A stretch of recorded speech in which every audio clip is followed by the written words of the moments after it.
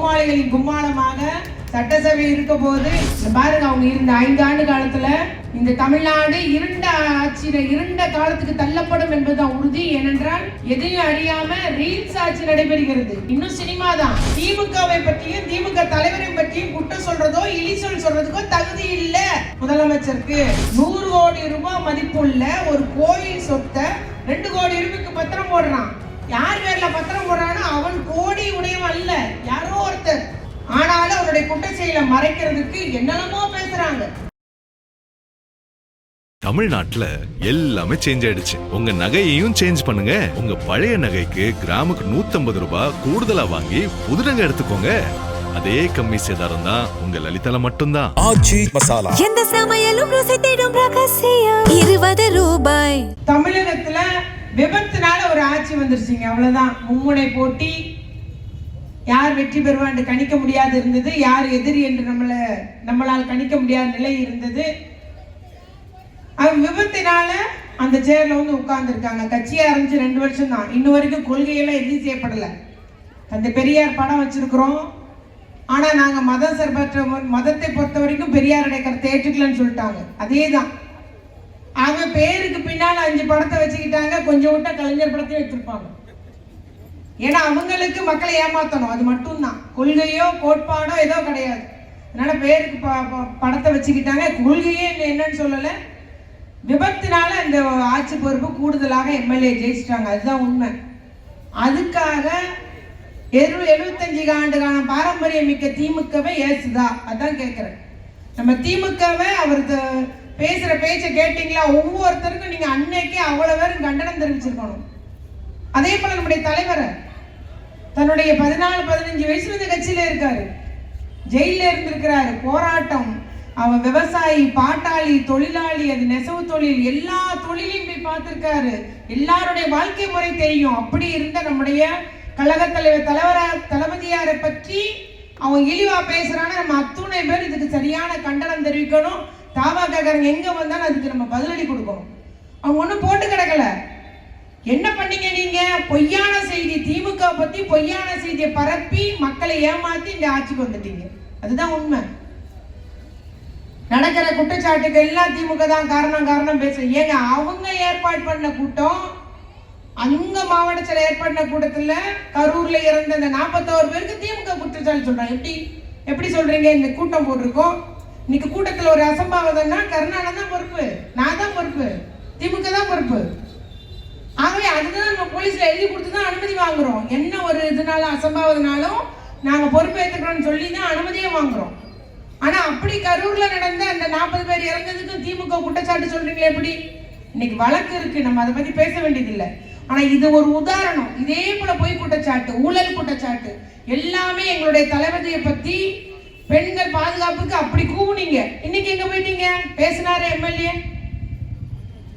மார்க்கெட்டிங்ல பேசினார்ல. 3 வயசு குழந்தையில இருந்து 65 வயசு முதியோர் வரைக்கும் பாதுகாப்பு இல்ல தமிழ்நாட்டுல. கொள்ளை நடக்கிறது. உங்களுடைய தாவாக்காரங்களே நிறைய பேர் ஈடுபடுறாங்க. போதைப் பொருட்கள் மாட்டுது, கஞ்சா கடத்தல் ஈடுபடுறாங்க. சட்ட ஒழுங்கு சீர்கட்டு இருக்குது, அடிதடி நடக்குது. ஆனா நீங்க எதுவுமே கண்டுக்காம வாய் மூடி மௌனமா இருக்கிறீங்க. ஆக இந்த ஒரு குற்றச்சாட்டுகள் எல்லாம் இப்பொழுது பாத்தீங்கன்னா கொள்ளை அதிகரிச்சிருக்குது. ஆனாலும் இந்த முதலமைச்சர் எந்த நடவடிக்கை எடுக்கப்படல. ஆனா தளபதியார் இருக்கும்போது நீங்க எல்லா சின்ன குற்றச்சாட்டுகள் எல்லாம் யார புகார் சொன்னீங்க? எங்க தளபதியை சொன்னீங்க. நிறைய நடவடிக்கை எடுத்து வந்தாரு. பெண்களுக்கான திட்டத்தை கொண்டு வந்தாரு. பொருளாதார வளர்ச்சி ஏற்பட்டுச்சு, தொழில் வளர்ச்சி ஏற்பட்டுச்சு, கல்வி வளர்ச்சி ஏற்பட்டுச்சு, மக்களுடைய வாழ்வாதாரம் உயர்ந்தது, தனிநபர் வருமானம் உயர்ந்தது. அவ்வளவு வளர்ச்சி பெற்றுச்சு தமிழ்நாடு. இன்னைக்கு தமிழ்நாடு பின்னோக்கி கொண்டு போயிருக்குது, பின்னோக்கி போகுது. பாருங்க, அவங்க இருந்த 5 ஆண்டு காலத்துல இந்த தமிழ்நாடு இருண்ட காலத்துக்கு தள்ளப்படும் என்பதுதான் உறுதி. ஏனென்றால் எதையும் அறியாம ரீல்ஸ் ஆட்சி நடைபெறுகிறது. இன்னும் சினிமா தான். பஞ்சு டைலாக் தான் அவர் பேசுறாரு. அவர் பேசுறதுக்கு அர்த்தம் கூட தெரியல. திமுகவை பற்றியும் திமுக தலைவரை பற்றியும் குற்றம் சொல்றதோ இழிசொல் சொல்றதுக்கோ தகுதி இல்ல முதலமைச்சருக்கு அப்படின்றத நான் சொன்னேன். அதையும் எல்லாரும் பொல்லாத ரீல்ஸ் எல்லாம் போட்டுட்டு இருந்தேன். நாங்க அதெல்லாம் கண்டுபிடிக்கல, நாங்க அதெல்லாம் கண்டுக்கல. ஏன்னா நாங்க எதுக்கும் நாங்க அஞ்ச போறது இல்ல. உண்மையை சொல்றோம், உண்மையை உறக்க சொல்லுவோம். நீங்க செஞ்ச தப்புன்றது எதிர்கட்சி நாங்க இத்தனை எம்எல்ஏயோட இருக்கும், 59 பேர் இருக்கும், நாங்கள் உறக்க சொல்லுவோம் என்பதை குறிக்கொள்கிறேன். வந்த உடனே ஒரு உத்தரவு போட்டார் தெரியுமா? ஈபி கட்டணம் 500 யூனிட்டுக்கு கீழே உபயோகப்படுத்துறவங்களுக்கு 200 யூனிட் கம்மின்னு சொன்னாரு. கணக்கு போட்டு பார்த்தீங்களா? எல்லாரும் என்ன பண்ணியிருக்காங்க? சத்தம் இல்லாம இன்னைக்கு 2 மடங்காக விலை ஏற்றப்பட்டுள்ளது. ஈபி கட்டணம் உயர்த்தப்பட்டுள்ளது. கணக்கு போட்டு பாருங்க எல்லாரும். உங்களுக்கு 100 யூனிட் தளபதியார் ஆட்சியில குறைக்கும் போது எவ்வளவு இருந்தது கட்டணம், இப்ப எவ்வளவு இருக்குன்னு பாருங்க. சத்தம் இல்லாமல் ஈபி கட்டணம் ஒரு யூனிட்டுக்கு 2 மடங்காக்கப்பட்டுள்ளது ரேட்டு. இப்ப 4 ரூபா 50 பைசா, அன்னைக்கு 2 ரூபா 40 பைசா, இன்னைக்கு 4 ரூபா 50 பைசா. கரெக்ட், உயர்த்தப்பட்டுள்ளது. சத்தமே இல்லாம மின் கட்டணம் உயர்த்தப்பட்டிருக்கு. ஆகவே எந்த அளவுக்கு பொய்யான செய்தி அவங்க பரப்புகிறாங்க நீங்க அறிஞ்சு கொள்ள முடியும். அதே போல பத்திரப்பதிவு 100 கோடி ரூபாய் மதிப்புள்ள ஒரு கோயில் சொத்தை 2 கோடி ரூபாய்க்கு பத்திரம் போடுறான். யார் பேர்ல பத்திரம் போடுறானோ அவன் கோடி உடையவன் அல்ல, யாரோ ஒருத்தர். ஆனாலும் அவருடைய குற்ற செயலை மறைக்கிறதுக்கு என்னென்னமோ பேசுறாங்க. ஆனா திமுக ஆட்சி காலத்துல அதை ஒரு முயற்சி எடுத்த போது தடுத்து, இது கோயில் சொத்து, கோயிலுக்குரிய சொத்துன்னு சொல்லி தடுக்கப்பட்டது. இவங்க ஆட்சி வந்து 40 நாள்ல பத்திரம் போட்டாயா 100 கோடி சொத்தை, கோயில் சொத்தை பத்திரம் போடுறான்னா பாத்துக்கோங்க. நம்ம ஆட்சி காலத்துல எப்படி இருந்தது? கோயில் சொத்தை மீட்கப்பட்டது. 4000 கோயிலுக்கு மேல குடமுழுக்கு நடத்தணும், கும்பாபிஷேகம் நடத்தணும். அந்த அளவுக்கு நம்முடைய மக்களுக்கான சேவைகள் தொடர்ந்து இருந்தது. ஆனா இன்னைக்கு அவ்வளவு பூசி மெழுகிறாங்க, யாரும் தெரியலன்ற மாதிரி சொல்லிட்டு இருக்கிறாங்க. அதே போல கன்னியாகுமரியில சபரிவர்மன் ஒருத்தர் கைது செய்யப்படுறாரு, ஒரு மாற்றுத்திறனாளி. அடிச்சே கொண்டு இருக்காங்க அவரை. இது வரைக்கும் 40-45 நாள்ல 4 லாக்அப் டெத் நடந்திருக்கு. ஆனா எல்லாம் வாய் மூடி மௌனியா இருக்காங்க. கூட இருக்கிற கூட்டணியில இருக்கிற கட்சியா இருந்தாலும் சரி, பிற எல்லாருமே வாய் மூடி மௌனமா இருக்காங்க. அடிச்சே லாக்அப்ல இருந்தவங்க, விசாரணைக்கு அழைச்சிட்டு போனவங்கள அடிச்சே கொண்டிருக்கிறாங்க. அதுல பாவம் ஒரு மாற்றுத்திறனாளி எவ்வளவோ ஒரு அந்த அடக்குமுறையினால அவர் இறந்திருக்காருன்னு சொல்லிட்டு அவங்க ரொம்ப சிரமப்படுறாங்க. இவங்க கொண்டு போய் 10 லட்ச ரூபா கொடுத்துருக்காங்க. குடும்பம் சொல்லிட்டாங்க, இந்த 10 லட்ச ரூபாய் வேண்டாம், நீதி வேணும் எங்களுக்கு.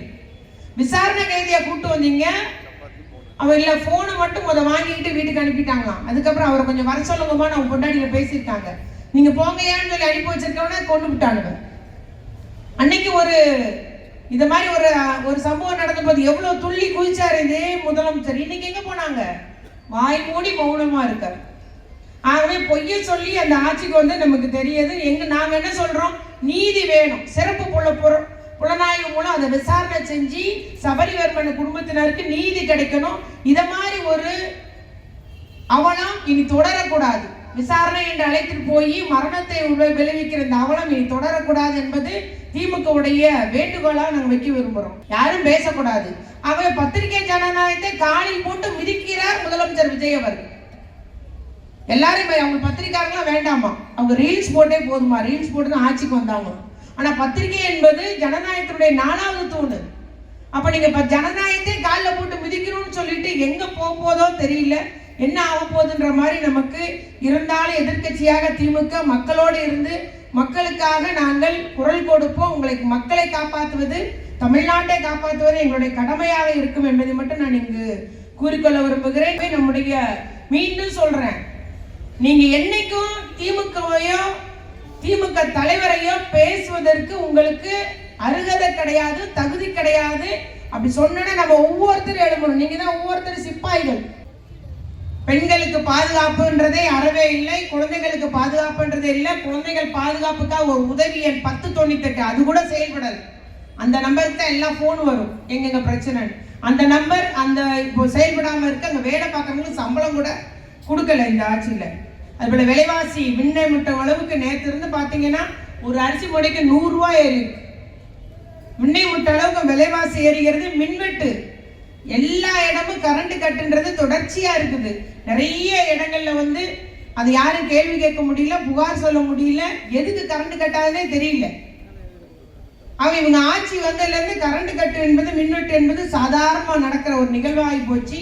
ஆனாலும் எல்லா மந்திரிகளும் சட்டசபை உறுப்பினர்களும், ஸ்ரீவண்ட எம்எல்ஏ ஒரு ஆய்வு பண்ணாரு பாத்தீங்களா, லாரி ஆய்வு பண்ணாரு பாத்தீங்களா, டயர் ஆய்வு பண்றாரு. ஏங்க சரக்கு உள்ள வந்து ரேஷன் பொருள் வந்திருக்கு, நீ நிறுத்திட்டு டயர் ஆய்வு பண்ற என்னையா? இதுதான் அங்க உள்ள எல்லா எம்எல்ஏக்களுடைய நிலைமையும் தரமும் இதுதான். என்ன பண்ண போறாங்களோ, கோமாளிகளின் கும்மாளமாக சட்டசபை இருக்க போது நம்ம 2 எம்எல்ஏ நீங்க நல்லா குடுன்னு அவர்களுக்கு கொடுக்க வேண்டும் என்று கூறிக்கொண்டு அத்தனை பேருக்கும் தொடர்ச்சியாக இந்த பஞ்ச் டயலாக் ஆட்சிக்கு நிச்சயமாக ஒரு முடிவு கொடுக்கணும். வெறுமன வசனம் பேசி நடித்து விட்டு மேடையில பேசுறாரு, அவ்வளவுதான். ஆனால் தமிழ்நாட்டு வளர்ச்சிக்காக பணியாற்றிட வேண்டும், தமிழ்நாட்டு மக்களை காத்திட என்னைக்கும் திமுக உங்களோடு இருக்கும் என்று மட்டும் கூறிக்கொண்டு செயல் வீரர்கள் அத்தனை பேருக்கு நாம் அத்தனை பேரும் இன்னும் வீரமுள்ள ஒரு வலிமையான சிப்பாய்களாக நம்ம ஒவ்வொருவரும் மாறிட வேண்டும். தமிழ்நாட்டுல எல்லாமே சேஞ்ச் ஆயிடுச்சு. உங்க நகையையும் சேஞ்ச் பண்ணுங்க. உங்க பழைய நகைக்கு கிராமுக்கு 150 ரூபாய் கூடுதலா வாங்கி புது நகை எடுத்துக்கோங்க. அதே கம்மி சேதாரம் தான் உங்க லலிதால மட்டும்தான். எந்த சமையலும் ருசி தேடும் ரகசியம் 20 ரூபாய்.